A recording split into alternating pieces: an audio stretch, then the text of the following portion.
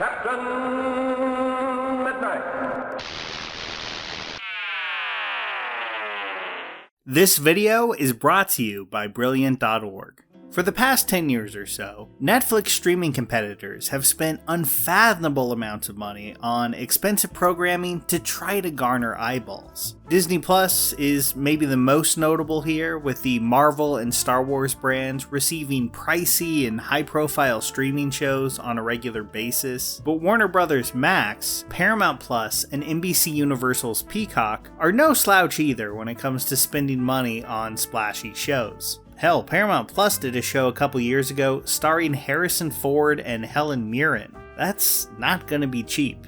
Then there's Tubi, the free service, where the original programming is kind of few and far between, and tend to be more in line with something like a TV movie sequel to the cancelled Canadian sci-fi show Winona Earp. Tubi has been around for 10 years now in the US. It's a FAST service, which stands for Free Ad-Supported TV. In other words, they're one of these services that's just quietly been on countless smart TVs and streaming devices for years, boasting a large catalog of mostly old stuff, and just generally not being talked about much when it comes to the streaming wars. But in May, something changed. According to the Los Angeles Times, reporting the latest Nielsen data, quote, May was Tubi's most watched month ever, with an average audience of 1 million viewers, up 46% from a year ago. The streamer edged out Disney Plus, which averaged 969,000 viewers. Tubi also easily beat NBC Universal's Peacock, Warner Bros. Discovery's Max, and Paramount Global's Paramount Plus, while also topping free competitors such as the Roku channel and Pluto TV. YouTube is the only free ad-supported streaming platform with more viewers than Tubi. End quote. Now, I heard that Tubi had been doing better and better, but this kind of shocked me, the Disney Plus part especially. Just the amount of hype and promotion that went into that service, especially at launch, it just seems unbelievable that it could have a month where it loses to Tubi. But hey, free is free, and the reasons for Tubi's explosive growth this year seem a lot clearer when you look at what's been going on elsewhere in streaming. Prices are up, and ads, even those within paid services, are just becoming the norm. Netflix is a big reason why, when it introduced a cheaper tier of the service with lower video quality and plenty of ads. It's apparently been a big success, if maybe not a massive game changer. According to Netflix's president of advertising, in countries where that ad tier exists, 40% of new signups now come from it. Now, how Netflix rolled all of that out, with a lot of people getting kicked off their old family or friends accounts, was maybe a little distasteful, but they were at least offering a new, cheaper option. Amazon Prime took a far less tactful approach and just inserted ads into the plan that everyone already had, which, speaking from experience, really takes you by surprise when you're just trying to catch up on the wheel of time and suddenly discover that you need to pay more a month to get the exact same experience you were paying for previously, but without the endless pharmaceutical commercials. And now other streamers are following suit to various degrees. Now don't get me wrong, I get why they're doing this. I've made videos time and time again about how these huge streaming services were a massive mistake for Hollywood, and how legacy media, giving their shows and films for a quick payday on Netflix in the early days, only to try following Netflix's example 10 years too late, was just really devaluing their product in the minds of an entire generation. It's clear they're trying to put the rabbit back in the hat and go back to the tried and true days of pay cable. And maybe it'll even work for some of them. But for people who had years to get used to fairly affordable streaming subscriptions coming with no ads, it's just inevitably going to feel like a betrayal. Which brings us back to Tubi. If you're gonna have to put up with something interrupting your show either way, why not go for the free service? For a long time, I thought the main audience for these fast services was, getting up there in age. In their live channels and attempts to replicate the TV guide and on-demand experience, it just felt to me that that's kind of who this was for. Especially when you take into account that Tubi tends to foreground pre-2000 movies and shows like none of the big streamers really do. All of these things I just thought would appeal to an older crowd, an audience that would find comfort in a free service that reminded them of the television experience they were used to.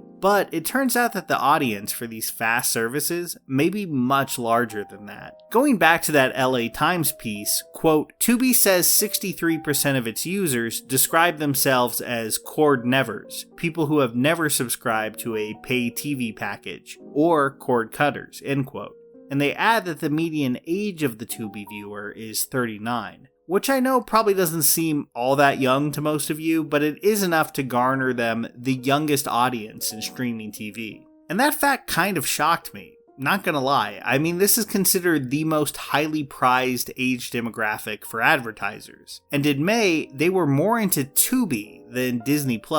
This is the service that I honestly associated most with watching old Bogart movies and spaghetti westerns, alongside the occasional short-lived genre show like Fox's The Exorcist. But the more I dug into their catalog, the more it reminded me of Netflix streaming in, say, 2013. There's the occasional original bit of programming, including a fairly well-reviewed movie from last year starring 70s action legend and Jackie Brown star Pam Grier. I might actually have to watch that one. But the main feature here is definitely the massive back catalog that they've managed to amass. And it is really wildly varied. Now, at the top of that iceberg, you're going to be greeted with a lot of Fox-owned shows. Because, Tubi is not some scrappy, lovable upstart. They are owned by Fox. Well, what remains of it after the Disney buyout. Basically, the section of the company that Disney didn't want to buy. Now, that part of their catalog isn't surprising, but they also seem to be benefiting a lot from Warner Brothers and HBO material. Probably thanks to the content fire sale coming from this David Zaslav era of Warner Brothers. There are some pretty big and fairly recent titles like Aquaman and Birds of Prey, not to mention a lot of CW DC stuff. So that is another huge element of their library. But I think more than maybe anything, Tubi has been the beneficiary of the bloated peak TV landscape that only recently came to an end. It's absolutely packed to the brim with shows like The Nevers, the one-season Joss Whedon show that HBO quietly canned, or the Kelsey Grammer political drama Boss, which lasted 2 seasons on Starz back in 2011. There's just so many shows that for one reason or another aren't viewed as being all that valuable to their owners and are shuffled off to Tubi for what I assume is pretty cheap. Pair that with Tubi being very happy to pick up pre-2000 movies and films that the big streamers have a lot less interest in, plus a ton of reality TV, and you have a catalog that, while super uneven, is, in my opinion, maybe more compelling than a lot of the big streamers. And definitely much larger than Crackle, which was Sony's attempt at a very similar model to Tubi like 10 or so years ago. They're the ones who did Joe Dirt 2, in case you forgot. Anyway, Tubi's not a perfect service. The ad placements are really arbitrary and annoying sometimes. Many of the older movies aren't exactly displayed in the highest quality, and there's a lot of nothing documentaries that almost feel written by AI, crowding out the good ones that they do have. But with it being free and offering so much, I can clearly see why people are flocking to it. But what does this mean for the other streamers? Actually, let's just focus on Disney+.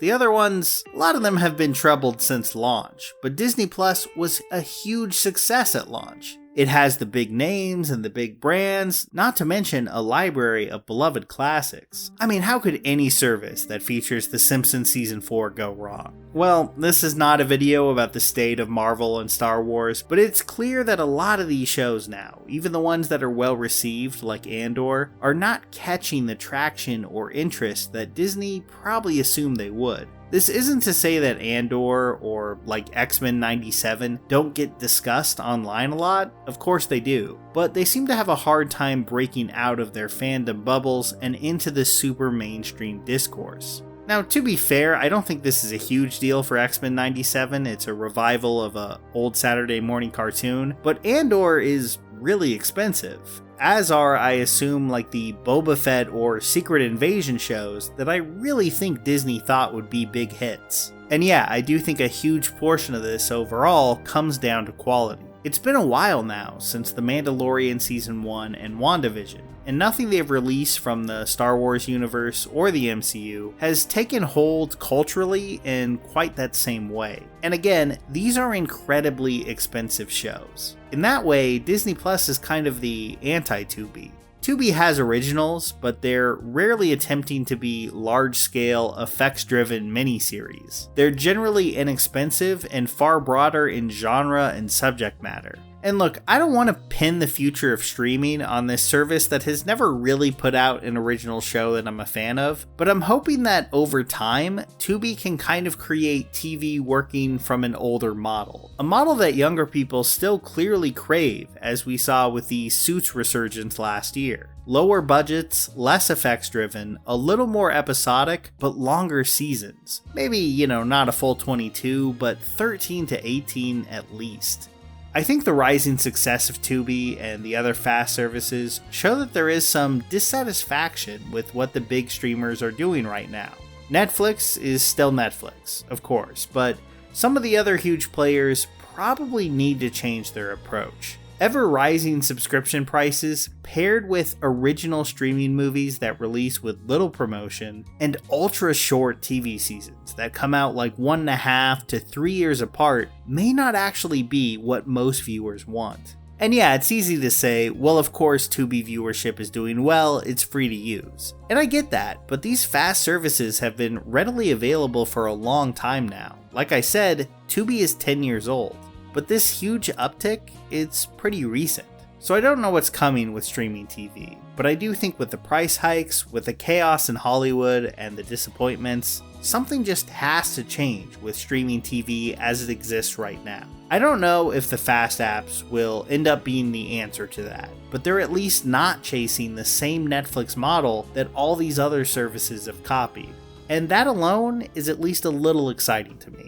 So, kind of a random fact about me, I'm currently trying this thing where I go from my smartphone to just using a flip phone. I mean, this is all very fresh, and I am pretty smartphone addicted, to be honest, which is why I'm happier than ever to have Brilliant.org as my sponsor. My brain has basically been screaming for stimulation, and Brilliant.org is there to fill that need with something that's truly useful. That's because they've made the process of learning way more fun and accessible than ever before. Brilliant.org helps you tackle math, science, and computer science concepts in a highly interactive way, and allows you to do it entirely on your schedule. Whether you're looking for a fun way to occupy your mind, or buckling down to really dig into one specific topic, they've got your back. Spending just 30 minutes a day or so with them is both fun and builds our skills, without any of the stress that you might associate with some of these topics. So why not try out a class like Exploring Data Visually? It's one of so many that they have to offer. To try everything Brilliant.org has to offer for free for a full 30 days, visit Brilliant.org/midnight or click on the link in the description. You'll also get 20% off an annual premium subscription.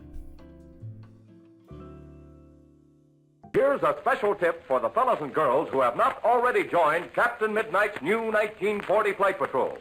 You'd better hurry up and join at once, because there's a big adventure ahead. The thing to do now is to get started, because we're going to have not only barrels of fun, but loads of free gifts and prizes too.